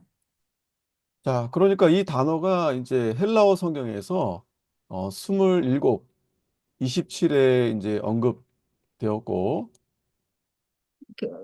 어느 단어, sacramentum 아니면 이 mysterion? 미스테리온. За 네. тэгээд энэ mysterion гэдэг грек үг нь болохоор грек библи Тэгээ болохоор 27 удаа гардаг байх нь. 자, 그런데 이 번역본이에요, 번역. 다른 음흠. 이제 이 라틴역인 이 벌게이트 역본에서는 8차례나 세크라멘툼으로 번역했다. 그러니까 미스테리온을 음흠. 세크라멘툼으로 이렇게 이제 번역을 이제 했습니다. 음흠. За грек хэл дээр орчуулагдсан Библиэд болохоор энэ mysterium гэдэг үгээрээ 27 удаа гардаг бахан. Харин одоо латин орчуулга болох Vulgate гэж одоо орчуулга байдаг тийм латин хэлээр орчуулсан. Энэ Vulgate гэдэг орчуулгын хувилбарт нь болохоор энэ mysterium гэдэг үг нь яг энэ mysterium гэдэг үгээрээ 8 удаа гардаг. Харин 8 удаа юу Sacramentum гэдэг үгээр орчуулагдсан байдаг. 8 удаа энэ Mysterion гэдэг үг нь болохоор грек Библиэл дээр болохоор 27 удаа яг Mysterion гэдгээр гардаг байх нь харин латин орчуулга болох Vulgate-тэй болохоор 8 удаа Sacramentum гэдэг үгээр орчуулагдсан байдаг. 자, 이 미스테리온이라는 이 말은 계시되기 전까지는 알려지지 않은 어떤 것을 의미합니다. За тэгээд нөгөө грек хэлнийх нь утга болохоор mysterium гэж байгаа тий. Mysterium гэдэг үгнийх нь утга болохоор одоо илчлэгдэхээс нааш мэдэгддэггүй, танигддаггүй тийм ямар нэгэн зүйлийг илэрхийлдэг байна. Илчлэгдэхээс нааш мэдэгдэж танигдаагүй байдаг ямар нэг зүйлийг mysterium гэж хэлдэг байх нь. 자, 따라서 이 단어가 이 세례와 성찬과 같은 이 기독교의 다양한 교리들과 규례들을 위해서 사용이 되었다. Мгм. Тиймээс энэ mysterium гэдэг үг нь баптизм болон эзний зоог гэх мэт Христ итгэлийн төрөл бүрийн онос сургаалууд болон дүрм тогтооллуудыг илэрхийлэхэд ашиглагддаг байсан. 자, 따라서 아까 라틴어 이 세크라멘툼 이 단어도 동일한 목적으로 사용되었습니다. Намун энэ mysterium гэдэг үг нь латинаар орчууллагдахдаа болохоор sacramentum гэдэг үгээр орчуулагдсан байгаа тийм латин хэл рүүгээ. Тэгэхээр энэ sacramentum гэдэг үг ч гэсэн яг тэр mysterium гэдэг үгийнхээ утгатай адил зорилгоор ашиглагддаг байсан. 자, 그런데 아까도 봤지만 이 세크라멘툼이 이 성경에 나타나 있지 않는다는 이유로 이것을 반대하기도 했습니다. 이 단어 사용하는 것을 반대하기도 했습니다. За гэтэл бас үүнийг эсэргүүцдэг хүмүүс байсан байна. Өөрөөр хэлэх юм бол энэ түрүүн хэлсэн те энэ ариун ёслол гэдэг үг бол яг Библиэлд гардаггүй гэж. Тэгэхээр энэ sacramentum гэж орчуулагддаг энэ sacramentum гэдэг үг нь өөрөө Библиэлд ерөөсөй байдаггүй учраас үүнийг одоо эсэргүүцдэг хүмүүс бас байсан. 자, 그러니까 이 성례라는 단어가 성경에는 정확하게 이렇게 나타나 있지 않지만, 그러나, 우리가 이 삼위일체라는 그러한 단어도 성경에는 없지만 우리가 사용하듯이 마찬가지로 이 성례라는, 그런 이 단어도 우리가 사용할 수 있다라는 것입니다. Тэгээ sacramentum гэдэг үг тэр ариун эслийг илэрхийлсэн sacramentum гэдэг үг өөрөө Библиэлд ингэж гардаггүй учраас энэ sacramentum гэдэг үгээр энэ ариун эслийг илэрхийлэх нь бол буруу гэж эсэргүүцдэг хүмүүс байсан байна. Гэвч бид нар тэр нөгөө гурвал бурхан гэдэг үг Библиэлд гардаггүй ч гэсэн гурвал бурхан гэсэн ойлголтыг бол бид нар баримтлаад түүнд итгэж үнэмшээд явдагтай адилхан энэ ариун ёслол буюу sacramentum гэдэг үг Библиэлд байхгүй байлаа гэд энэ ариун ёслол буюу sacramentum гэдэг үгийг ашиглаж болохгүй гэсэн ийм зүйлд итгэж болохгүй гэсэн үг биш юм аа. 자, 그러니까 이 성례라는 단어가 성경에는 분명하게 나타나 있진 않지만, 그러나 그 의미를 잘 전달할 수 있는 단어이기 때문에 우리가 이 단어를 사용한다라고 생각하시면 됩니다. Тэгэхээр ариун ёслол гэдэг үг Библиэлд гардаггүй ч гэсэн тэгээ энэ ариун ёслол гэдэг үгийг бид нэр ашиглаж одоо энэ баптизм болон эзний зоогийг илэрхийлж одоо энэ ойлголтыг энэ ариун ёслол гэдэг үгээр илэрхийлэх нь бол зөв өө. Буруутахгүй.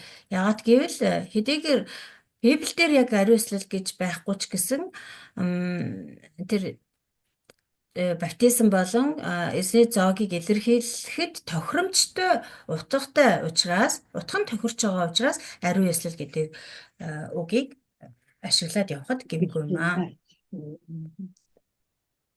자, 그리고 이 성례는 오직 이 교회만을 위해서 하나님이 예수님께서 이렇게 제정해 주신 겁니다. Тэгээ ариун ёслолыг бол зөвхөн чуулганд зориулж эзэн тогтоож өгсөн байгаа. 자, 그리고 이 표시한다, 아까 표시한다라는 말을 썼는데 이 단어가 의미하는 것을 우리가 한번 살펴보겠습니다. Дараа нь болохоор энэ илэрхийлэх гэдэг үг байгаа. Тэгээ илэрхийлэх гэдэг үг ямар утгатай болохыг бид нэр бас ярилцъя. 그러니까 표시한다는 것은 어떤 신호나 어떤 표지 이것을 의미합니다. 표지라는 거는 그 책의 표지를 말씀하신 거예요? 아니면 아니, 그게 아니고 어, 그 말을 이렇게, 가르치다? 예, 말을 무언가 어, 설명해 주는 어떤 신호나 어떤 표지 이것을 의미합니다. 그러니까 표시한다. 이렇게 표시한다 음. 이렇게 하죠. 뭐 V자 네네. 표시한다 뭐 이런 거. 네네. 예. 무언가를 설명해 주는 신호나 표지다. 네. За илэрхийлэх гэдэг үг нь болохоор ямар нэг зүйлийг тайлбарлаж байгаа дохио тэмдгийг хэлдэг. 자, 그래서 성찬에 있어서 떡은 그리스도의 몸을 표시하는 겁니다. За тийм учраас эзний зоогийн хувьд буюу ариун зоогийн хувьд бол талх нь Христийн биеийг илэрхийлдэг. 자, 그리고 포도주는 그의 피를 표시합니다. Дарс нь болохоор түүний цусыг илэрхийлдэг. 그리고 그 성례 전체적인 의미는 이 그리스도의 구속의 혜택에 대한 신자의 참여를 표시합니다. За мөн тэр ариун ёслол өөрөө болохоор юуг илэрхийлдэг гэхээр ялангуяа ариун зоог нь болохоор Христийн золилтын нэгүсэлд итгэгчд одоо оролцож байгаа итгэгчдийн оролцоог илэрхийлдэг. 자, 그러니까 이 성례에 참여했다는 것은 바로 그 하나님의 그 은혜 언약 안에 있다라는 것을 이제 보여주게 되는 겁니다. Өөрөөр хэлэх юм бол тэр ариун ёслол, ариун зоогт оролцож байна гэдэг маань бид нэр тэр Христийн золилтын нэгүсэл дотор байна гэдгийн илэрхийлэл болдог байна. 자, 그리고 인치다. 이 말도 참 어려운 말이었죠. 인치다. За нөгөө илэрхийлэх, тамгалах гэд нөгөө дараалаад гараад ирсэн үгнүүдийг одоо нэг нэгээр нь салгаж авч үзэж чинь. За илэрхийлэх гэдгийг сая одоо тайлбарчлаа. Одоо болохоор тамгалах гэдэг үг авч үзье. Энэ ч гэсэн бас нэлээд хэцүү ойлголт байгаа. 자, 이 말은 보증하다, 법적으로 확증하다라는 뜻으로 사용되는 겁니다. Тамгалах гэдэг үг нь батлах, хууль ёсоор баттгах гэсэн утгатай хэрэглэгддэг. 다시 말하면 이 성례가 은혜 언약 안에 있는 자들에게 그리스도께서 자신의 그 중보의 혜택을 법적으로 이렇게 확증하셨다라는 표현이 바로 인쳤다라는 것입니다. Өөрөөр хэлбэл Есүс Христ өөрийнх нь тэр гэрээт нэгүслийн гэрээний дотор одоо байгаа хүмүүсийг үнэхээр энэ өөрийнхөө тэр зуучлалын нэгүслийг үзүүлсэн тэр одоо гэрийн дотор нь багтаж орж ирсэн хүмүүс хүмүүст өөрийнхөө тэр зуучлагчийн тэр ивэл нэгүслийг хүртээсэн гэдгээ баталж нотолж өгж байгаа, баталгаажуулж өгж байгаа гэсэн утгаар энэ тамгалах гэдэг үгийг ашигладаг байна. 자, 여기서 주의할 것은 뭐냐면 이 성례를 참된 믿음으로 올바르게 사용하는 자들에게 해당이 된다라는 것을 우리가 반드시 알고 있어야 됩니다. Гэхдээ энэ тамгалах гэдэг утга нь зөвхөн одоо тэр ариун ёслолыг яг зөв утгаар нь хэрэгжүүлдэг. Яг зөв утгаар нь тэр ариун ёслолыг одоо үйлддэг хүмүүст л хамааралтай юм. Тэрнээс буруугаар одоо тэр ашигладаг ариун ёслолыг буруугаар сургаж номлож тэ буруу ариун ёслол үйлддэг хүмүүст бол энэ тамгалах гэсэн ойлголт бол ерөөсөө хамаарахгүй. 아까도 그 사도행전에서 그 마술사 시몬이 이 자기 어떤 욕심을 가지고 돈벌이 하기 위해서 그렇게 그 성례를 그가 생각했던 거죠. Түрүүн бид нэр бас нөгөө жишээ авсан байгаа Симон гэдэг хүн тий үс намын дээр тэр хүний хувьд бол тэр ариун ёслолыг бол маш буруугаар ойлгож итгэж байсан. 그러한 자들에게는 그 은혜 언약이 허락되지 않습니다. Тэгээ буруугаар ойлгож итгэж байсан учраас тэр элч нараас тэр хүч чадлыг нь мөнгөөр худалдаж авах гэсэн шүү дээ. Тэр мэд одоо Симон гэх мэт энэ ариун ёслолыг буруугаар ойлгодог, буруугаар одоо ашигладаг хүмүүст бол энэ тамгалах тэр зуучлалын ивэл нэгүслээ баталгаажуулж өгөх гэсэн ойлголт бол ерөөсөө хамаарахгүй. 우리는 그 성례에 참여하는 자들의 그 마음과 그 상황을 우리는 다 알 수 없죠. Ариун эслэлд оролцож байгаа хүмүүсийн зүрх сэтгэл тэр одоо ар гэр ар тал одоо нөхцөл байдлын талаар бид нар бүгдийг нэвч чувт мэдэхгүй тий. 그러나 하나님은 아십니다. Харин бурхан бол бүгдийг мэдэж байдаг. 그래서 우리가 이 성례에 참여하게 될 때도 우리가 자신을 잘 돌아보며 또 회개하는 가운데서 진심으로 우리가 참여해야 된다는 것입니다.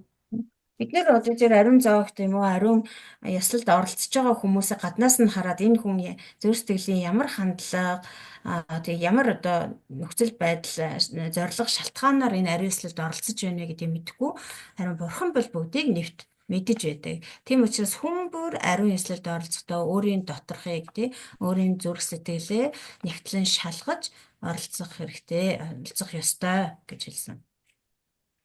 자, 그리고 우리 그 마지막으로 이제 아까 그러니까 표시하며 인치며 나타낸다 했는데 이 나타낸다 이것의 의미는 무엇인가? За тэгээд нөгөө гурван үг хамт яваад байсан тий илэрхийлж тамгалж илчилтгээ гэсэн энэ хамгийн сүүлийн гурав дахь илчлэх гэдэг үг нь юу гэсэн ямар утгатай юм бэ? 자, 우리가 나타낸다라고 하면 뭔가 보여준다 아니면 진열한다 이렇게 생각이 되죠. За илэрхийлэх илчлэх гэхээр бид нэр ямар нэг зүйлийг ингэж харуулах тий ил болгож харуулах эсвэл л одоо ингэж дэлгэж харуулах гэсэн утгаар илэрхийлдэг. 자, 그런데 여기서 의미되는 건 뭐냐면 보여준다가 아니고 실행하다, 적용하다라는 것을 의미합니다. Гэхдээ энд өгүүлсэн одоо энэ гурван үг хамт явж байгаа. Тэгээ энэ гурван хамтралын хувьд болохоор энэ илчлэх гэдэг нь болохоор ил болгож харуулах биш харин хэрэгжүүлэх гэсэн утгаар ашиглагдчихж байгаа. 그러니까 하나님께서 우리에게 베풀어 주실 그 은혜를 실행해 주신다, 또 적용해 주신다. 그런 의미로 보시면 됩니다. Бурхны бидэнд өгсөн сойрхсон тэр ивэл нэгүслийг бид нэр одоо өөрийнхөө амьдралд хэрэгжүүлээд бусад хүмүүст илчилж тэр ивэл нэгүслийг нь илчилж харуулнаа гэсэн үг. 자, 그래서 이 성례는 이 그리스도의 혜택을 은혜 언약 안에 있는 자들에게, 즉 예수 그리스도 안에 있는 신자들과 그들의 자녀들에게 표시하고 인치며 나타낸다. 이렇게 말씀하고 있는 것입니다. Тэгэхээр ариун ёслол нь болохоор Бурхны нэгүслийн гэрээний дотор байгаа хүмүүст буюу Есүс Христийн дотор байгаа итгэгчид болон тэдний үр хүүхдүүдэд илэрхийлж, тамгалж, илчилдэг байх нэ. 자, 중요한 게 바로 이 혜택이 이 그리스도의 중보의 혜택이라고 이제 우리가 앞에서 계속 봤는데 이것은 무엇일까요? За тэгэхээр энэ түрүүнээс хойш бид нар Христийн одоо зуучлалын ивэл нэгүсэл гэж яриад байгаа. Тэгвэл энэ Христийн зуучлалын ивэл нэгүсэл гэж юуг хэлж байгаа юм бэ? 자, 이 혜택이 굉장히 우리에게 중요한 거죠. 이 혜택을 알아야겠죠? Энэ ивэл нэгүсэл бол бидний хувьд бол маш чухал ойлголт учраас заавал мэдэх ойлгох хэрэгтэй. 자, 이것은 그리스도께서 그의 백성을 위해서 성취하신 모든 것과 또 앞으로 행하실 모든 일을 포함합니다. За энэ зуучлалын ивэл нэгүсэл дотор юу ордог вэ гэхээр Христ өөрийнхөө ард түмний төлөө биелүүлсэн бүх зүйлс болон цаашд үйлдэх, цаашид хийх бүх ажлыг багтаасан байдаг. 자, 그래서 선지자로서 제사장 그리고 왕으로서 예, 그의 이 직무 안에서 우리 구속자가 되시는 그리스도께서 행하신 모든 사역을 포함한다는 것입니다. Тэгэхээр энэ зуршлын ивэл нэгүсэл гэдэг дотор одоо Христийн тэр иш үзүүлэгч, тахилч мөн хааны хувьд хаан гэсэн энэ гурвалсан одоо хэрэгэм зэргийн хувьд бидний золигч болсон Есүс Христийн үйлдсэн бүх үйлчлэл багтаж байдаг. 자, 간단히 말하면 이 창세전에 이루어진 구원의 전 계획, 그리고 그의 택자들을 구속하신 하나님의 섭리, 또 택자들의 궁극적인 영화, 그리고 그 영광의 나라에서 누릴 영생을 의미합니다. Тэгэхээр товчхондоо бол одоо энэ бүх үйлчлэл, бүх ажил гэдэг нь юу хэлээд байгаа юм бэ гэхээр ертөнцийн суйраас өмнө бий болсон авралын бүх төлөвлөгөө өөрийн сонгосон хүмүүсийг авардаг Бурхны төлөвлөгөө мөн сонгогдсон хүмүүсийн эцсийн эцэст идэх алдар мөн алдрын хаанчлалд идэх мөнх амийг хэлж байгаамаа. 자, 그래서 이 За, 모든 것들이 표시하며 잠시만요. 다시 네. 말해 예, 달래요. 예. 다시 하세요. 괜찮아요. Өөрөөр хэлэх юм бол ертөнцийн суйраас өмнө бий болсон авралын бүх төлөвлөгөө өөрийн өөрийн сонгосон хүмүүсийг аварсан Бурхны төлөвлөгөө сонгосон хүмүүсийн эцсийн эцэст идэх алдар болон алдрын хаанчлалд идэх мөнх амийг одоо багтаасан байдаг. 자, 그래서 이 모든 것들이 표시하며 인치고 적용되는 이 그리스도의 중보 혜택 안에 포함되어 있는 것들이다는 것입니다. Тэгэхээр энэ бүх зүйл болохоор нөгөө бидэнд илэрхийлсэн, тамгалсан, хэрэгжүүлж өгсөн Христийн тэр зуучлалын ивэл нэгүсэл дотор багтаж байдаг юм байна. 자, 예, 우리가 이 성도들이 이 생에 있어서 이 성례가 수행하는 이 실제적인 목적, 이제 실제적인 목적을 알아보겠습니다. За дараагийнх нь бас болохоор итгэгчдийн амьдралд ариун ёслолыг үйлдэх бодит зорилго нь юу юм бэ? Ариун яслыг үлдэж байгаа бодит зорилго нь юу юм бэ? 자, 성례는 우리 성도들의 신앙과 또 다른 모든 은혜를 강화하고 또 더하게 합니다. Ариун ясал нь итгэгчдийн итгэл үнэмшил ба бусад бүх ивэл нэгүслийг бэхжүүлж нэмэгдүүлдэг. 그리고 정말 중요한 것은 우리가 하나님 말씀을 순종하게 한다. Бас хамгийн чухал нь биднийг Бурхны үгийг дуулууртай дагдаг болгодог. 자, 그러니까 우리가 이 성례를 올바르게 잘 시행이 되면 성도들의 모든 삶에 있어서 더욱 하나님께서 견고하게 그렇게 세워주신다는 겁니다. Тэгэхээр хэрвээ бид нэр энэ ариун яслыг яг зөв зохицосоор нь үйлдэх юм бол Бурхан итгэгчдийн амьдралын бүхий л талбарыг одоо бэхжүүлж бат бэх болгож өгдөг. 자, 따라서 이 성례는 우리 성도들을 더 훌륭하고 더 좋은 이 성도로 만들어 간다는 것입니다. Тэгэхээр ариун яслал бол итгэгч нарыг илүү одоо чадварлаг, илүү сайн сайхан болгож хөгжүүлж өгдөг, өсгөж өгдөг.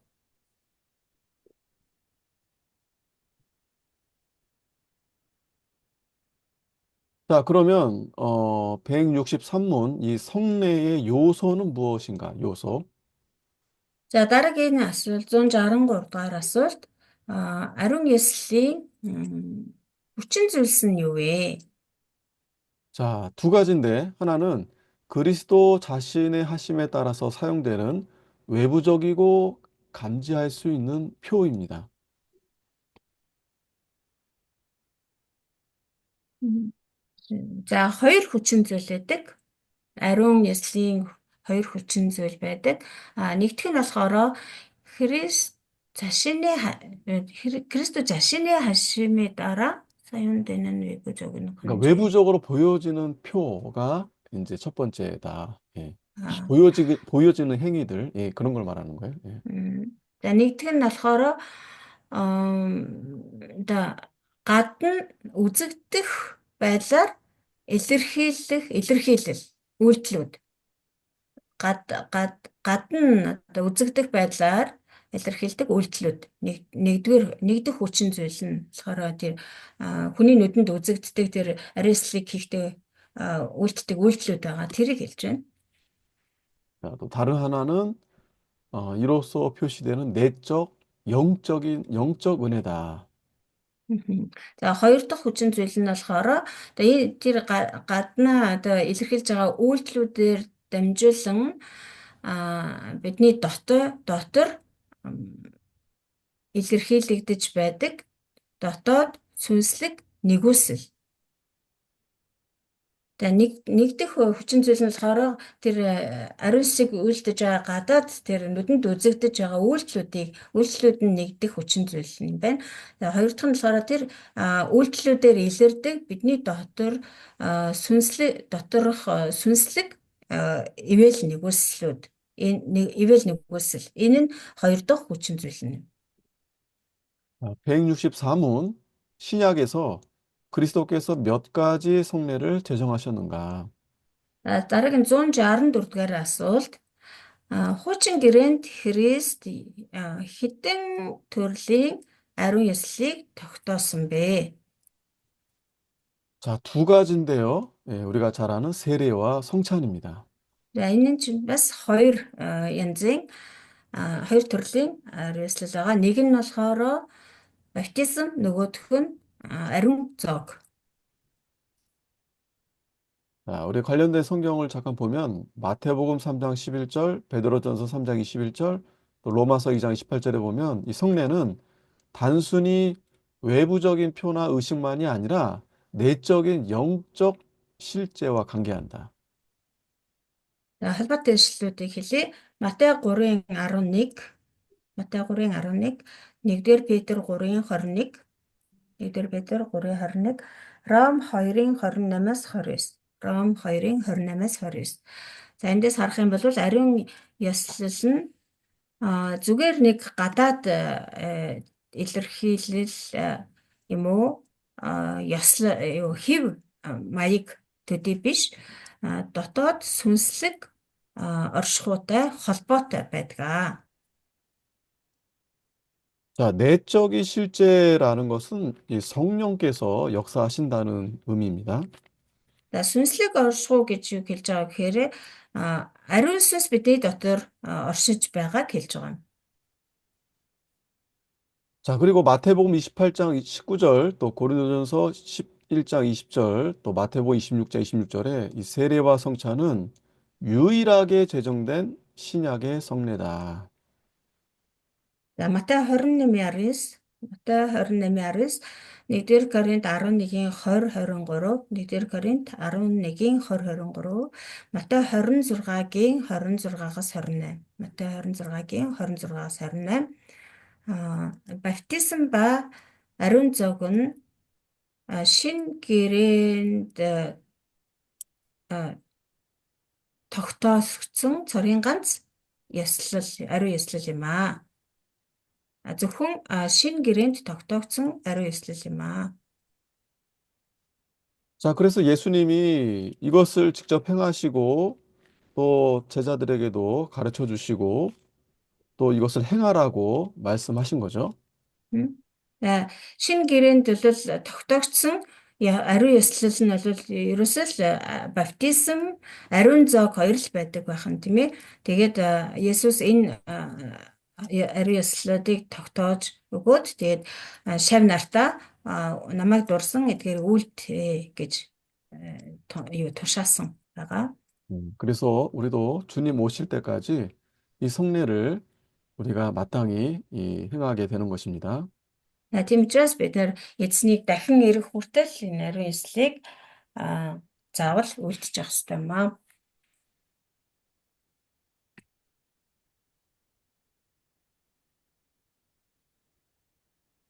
자, 이제 넘어가고요. 네, 그래서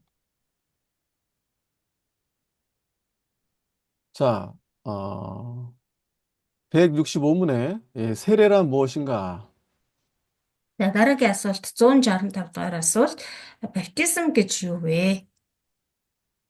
자, 세례는 그리스도께서 성부와 성자와 성령의 이름으로 물로 씻는 신약의 한 이 성례입니다.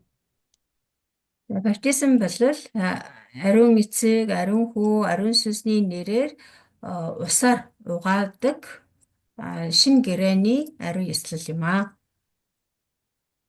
자, 이것은 그리스도 자신에게 접붙이고 또 그의 피로 죄 사함을 받고 그의 영으로 거듭나서 양자가 돼서 영생에 이르는 부활의 표와 인침입니다. За энэ нь Христтэй залгагдаж түүний цусаар гэм нүглийн уучлалыг хүртэж түүний сүнсээр дахин төрж үрчлэгдсэн хүүхдүүд нь болж мөнх амьд хүрэх амьллын илэрхийлэл ба тамга юм аа. Энэ нь Христэд залгагдаж түүний цусаар нүглийн уучлалыг хүртэж түүний сүнсээр дахин төрж үрчлэгдсэн хүүхдүүд нь болж мөнх амьд хүрэх амьллын илэрхийлэл ба тамга юм аа. 자, 이로써 이 세례받는 자들은 엄숙히 유형적 교회에 가입하게 되는 겁니다. Тийм учраас энэ баптизм хүртсэн итгэгчид болвол тэр нөгөө одоо хэлбэртэй чуулган гэж өөрөөр хэлбэл одоо нүдэнд үзэгддэг одоо байшин барилгатай барилга бүхий тэр сүм чуулганыг хэлж байгаа тийм сүм чуулганд бол заавал элсэн хамрагддаг байх ёстой. 자, 그리고 전적으로 오직 주께만 속한다는 약속을 공개적으로 고백함으로 맺어지게 되는 것입니다. Тэгээд зөвхөн эзэнд харьяалагдана гэсэн амлалтаа ил тод тунхагласнаар 전적으로 오직 주님께 속한다는 약속을 이렇게 고백함으로 맺어지게 된다. 뭐가 맺어진다는 거요? 아, 뭐가 맺어지게 되냐고요? 네네. 그러니까 약속한 공개함으로써 그 하나님의 그 약속, 그 언약이 이제 맺어지게 되는 거죠. 하나님과 약속을 맺는다는 거요. 그렇죠, 그렇죠. 그러니까 내가 하나님의 자녀가 됨이 이제 되는 거죠. 그러니까 음, 내가 고백함으로써 음, 그러니까 세례를 받음으로 해서 이제 하나님과의 관계가 맺어지는 거죠, 관계. 네. Тэгээд ингэж баптизм хүртснээрээ зөвхөн эзэнт бүрэн дүүрэн харьяалагдана гэсэн амлалтыг ил тод одоо тунхаглаж амлалт өгч байгаа хэрэг юм аа. 자, 여기 이제 관련된 성경을 보면 마태복음 28장 19절에 세례는 그리스도께서 제정하신 것이다. Юу холбоотой ишлүүд нь болохоор Матай 28:19. За энэ сарах юм бол баптизм бол Христийн тогтоож өгсөн ёслол юм зүйл юм аа. 자, 갈라디아서 3장 27절에는 이 그리스도와 연합의 표시이자 인침이다. Галаад 3:27 баптизм бол Христтэй нэгдсэний тэмдэг бөгөөд тамга юм аа. 자, 마가복음 1장 4절, 계시록 1장 5절에는 세례는 그리스도의 보혈로 말미암은 죄 사면을 나타낸다. Марк 1:4, Илчлэл 1:5 баптизм нь Христийн цусаар нүглийн цусаар ирсэн нүглийн уучлалыг илэрхийлдэг. 자, 디도서 3장 5절, 또 에베소서 5장 26절의 세례는 거듭남, 즉 새로 태어남을 나타낸다. За дараа нь Тит 3:5, Эфес 5:26 баптизм нь дахин төрөлт буюу шинээр төрснийг илэрхийлдэг. 갈라디아서 3장 26절, 27절에 보면은 세례는 하나님의 자녀, 이 가족으로 입양됨을 나타낸다. Дараа нь Галаад 3:26-аас 27 баптизм нь Бурхны гэр бүл болж үрчлэгдсэнийг илэрхийлдэг. 또 고린도전서 15장 29절, 또 로마서 6장 3절에서 5절에는 세례는 영원한 생명으로의 부활을 상징한다. Дараа нь 1-р Коринт 15:29, Ром 6-гийн 3-аас 5 баптизм нь мөнх амь руу амьсны бэлэгдэл юм аа. 고린도전서 12장 13절에는 예, 우렁우렁하게 마름답. 우로스 아름답. 6-гийн 3-аас 5 우로스 답답. 1-р Коринт 15:29, Ром 6-гийн 3-аас 5 우렁우렁 우로스 답. 이 자기 시시시시. Нанжид эгчээ микрофоноо хаахгүй бол та хоёрын яриа сонсогдоод байна. 팀배. 자, 이 세례는 그래서 이 유형적 교회에 가입하게 되는 공적 의식이다. За саяны нанжид эгчийн хоёр нанжлагч хоёр бичиж авч амьдсан нөгөө 1-р Коринт 15:29, Ром 6-гийн 3-аас 5 баптизм нь мөнх амь руу амьсны бэлтгэл юм аа гэсэн. За дараагийнх нь болохоор 1-р Коринт 12-ийн 13. 1-р Коринт 12-ийн 13 баптизм нь одоо тэр хэлбэр бүхий чуулганд заавал одоо элсэх албан ёсны ёслол юм аа. 자, 로마서 8장 알ban 4절에는 ёсны зан үйл юм аа. 자, 이 세례는 전적으로 오직 주께만 속한다는 약속을 공개적으로 고백하는 것이다. За дараа нь болохоор Ром 8:4. Ром 8:4 баптизм нь зөвхөн эзэнт л бүрэн харьяалагдана гэсэн амлалтыг ил тодор тунхаглах явдал юм аа. Баптизм нь зөвхөн эзэнд л бүрэн харьяалагдах болно гэсэн амлалтаа ил тодоор тунхаглаж буй хэрэг юм аа.